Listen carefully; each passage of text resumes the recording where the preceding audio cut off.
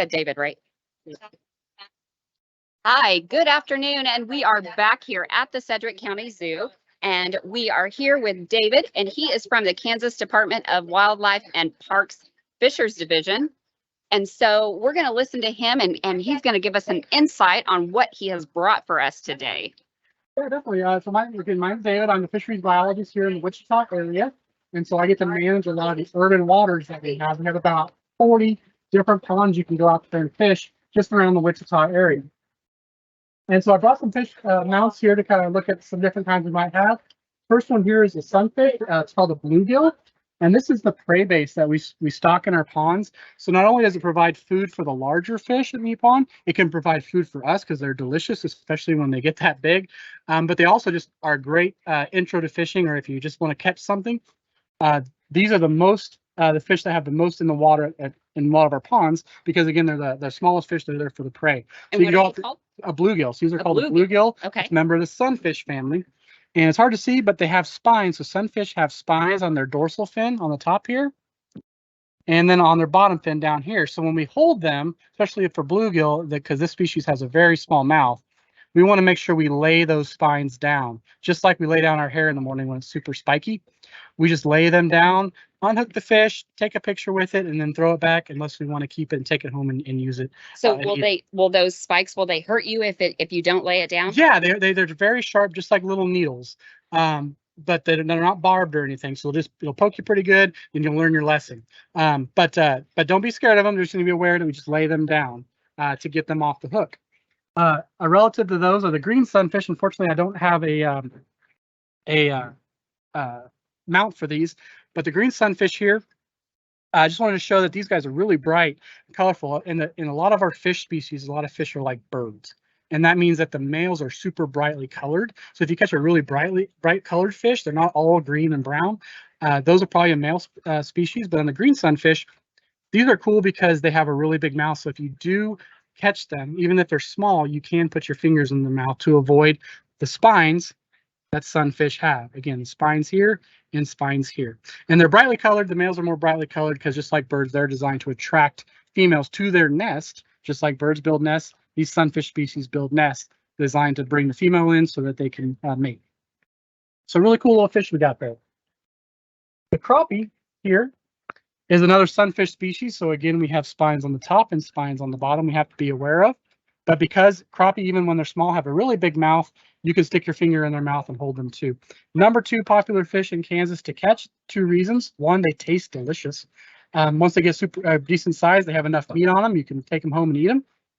And they swim in schools. They're very social fish. And so what you'll do is, if you catch one, you'll probably catch more, which makes it easy fishing, a lot of fun fishing for people to catch fish on. So again, this one in particular is called a white crappie.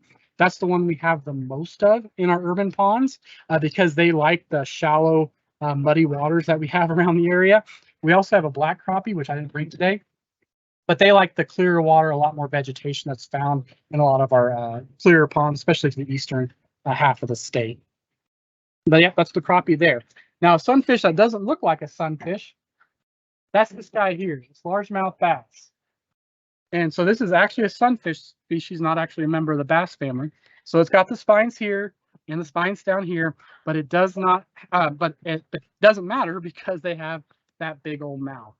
And you'll notice they don't have very big teeth. So all the sunfish have little baby teeth that are designed to hold on. So they'll inhale their prey, hold on, and then just swallow it whole. So they're not going to hurt you. So you can hold the bass by the mouth; it won't hurt, just like with the other sunfish species. Most of the largemouth bass in the Wichita ponds don't get this big, unfortunately, but once in a while they do. But you'll see a lot of them in the 10 to 15 inch range. Number 1 sport fish in America, number 1 sport fish in Kansas. A lot of fun. If you go to any store, that's what all those baits are designed to catch.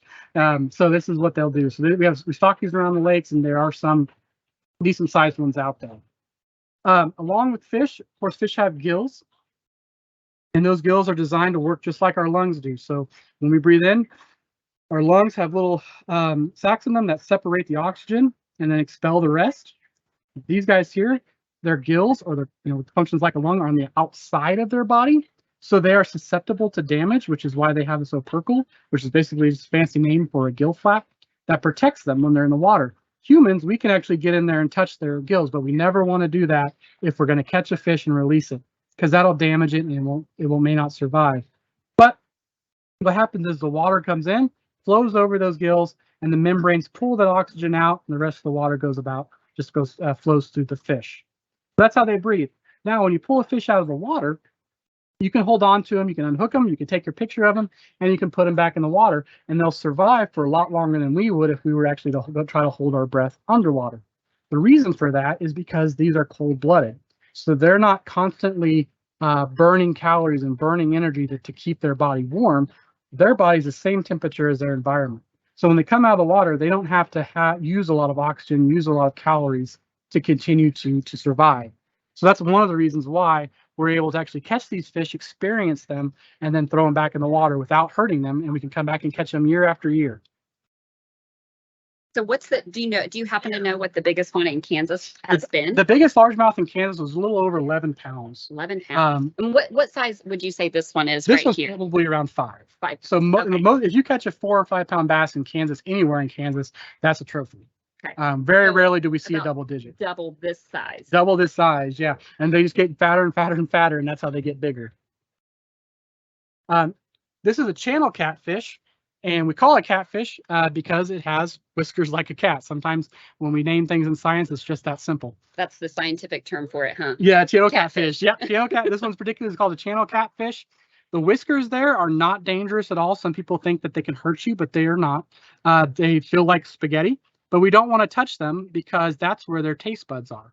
So when they're swimming out there, they're tasting the water, looking especially for salt, because blood is salty.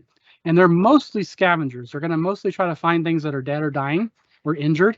And that's how they're going to find it. So they taste the blood in the water, and then they're going to go find their food.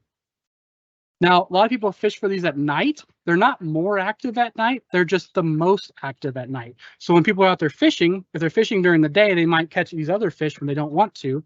But if they're going out at night and they want to target catfish, they'll mostly catch these because those barbels, those whiskers, allow them to find their food. So they're more active. They're not just sight feeders. That's really interesting. Do they have the little fins too? Do we have to push those down? Yes. So good question. So the spines here on catfish, these are the ones that they're most hurtful. Spines on top. Unfortunately, this one's broken off, but they have them on each side here. They're not only sharp, but they're serrated like saws and steak knives. So they're designed to poke and cut, and they can be they have an irritant in them. It's almost like venom. It's kind of like what people call venom, but it's not designed to like snake venom is. It's just designed to be an irritant. That you'll know when you get poked because you'll feel it. You'll feel it for about 5 minutes or so, and then you'll be good to go, and you won't have any problems. They don't have any scales, so catfish do not have scales here in Kansas, which makes them hard to hold on to. But the thing about these spines is they don't lay down very easily. Once they lock them out into place, you kind of have to work your hands around them. So you can kind of see it can be kind of difficult, but just holding them by the tail is really hard because they'll slip right out because they don't have scales like the other fish that are a little easier to grip onto. So would you recommend, like if you caught a catfish, to grab it by the mouth or to grab it more? Great question. So in general, we tell people to avoid the mouth because they don't have very sharp teeth. Again, I put my finger in here and it bites down. It won't hurt at all. But they have very strong mouths, even the smallest ones. So they'll bite your finger, hold on, and then they'll flop like fish do. They'll flop. They'll try to actually roll. Catfish like to roll. And what they're just basically trying to do is trying to tear your finger up so that they can eat your finger. So you will end up with a scraped up finger if you put your finger in their mouth and you don't know how to hold them. If you don't have a very strong grip, especially on the bigger ones, even if it's 4 or 5 pounds or bigger, I don't put my fingers in their mouth at all. Sometimes the little ones you can. So how would you recommend holding one? Great. So the best way to do it is let it hit the ground, not hit the ground, place it gently on the ground after you unhook it, or like it's on your line. Try to unhook it. Either come from the top, from the front. So I have the spine here is behind my hand, and I'm actually interlocked behind those spines, so I know where they're at. Or the belly. Come up from the belly, and you just this won't be there obviously on a real fish, and so you have your fingers like this, and so this spine's pointed away from me, and then these spines here are also resting on my fingers, ready to rock and roll. Unhook the fish, take a picture, decide to take them home and eat them if you want to. Delicious. This is what they sell a lot in a lot of our restaurants. And we actually stock hundreds of thousands of these ready-to-eat sizes across the whole state of Kansas every year, with the purpose of you taking them home, farm fresh catfish, to feed your family. So we definitely encourage you to do that, especially there's about 30 ponds here in Wichita that we stock with ready-to-eat catfish. Wow. The final fish I'll show you, unless we have more time to continue, is rainbow trout. So the rainbow trout, we don't have native or wild populations in Kansas, but we do stock them in the winter. So about December, we have 2 lakes here in Wichita, and there's about 30 lakes statewide where we stock rainbow trout. We bring them in from out across the state lines, and they're able to survive here during the winter because they're actually, it's not necessarily the heat that they can't survive in, it's the amount of oxygen. They've evolved to live in those streams in the mountains, some deep lakes, natural lakes up in the north, where the cold water holds more oxygen, and they need that oxygen to survive. The thing about these trout is they're super easy to catch. They're actually our highest catch rates of any fish we have in Kansas because they're not very bright. They've been fed all their lives and they like to eat. So you can put a corn, worm, marshmallows, you can buy bait at the store, and you can catch trout in the winter while all the other fish, because again, they're cold-blooded, they're a lot less active. But they do have teeth, so be careful. Don't put your fingers in their mouth. They aren't sharp enough to do damage, but they will sting just like a spine will sting. So I know we are kind of running out of time, Yeah. but I have a really quick question Yes. about this one. Why is it called the rainbow trout? Because of the pink color to it. This normally will have like a pinkish color. They're beautiful. Yeah, they're beautiful. These are about 30 years old, so we're losing our colors, but that's a great question.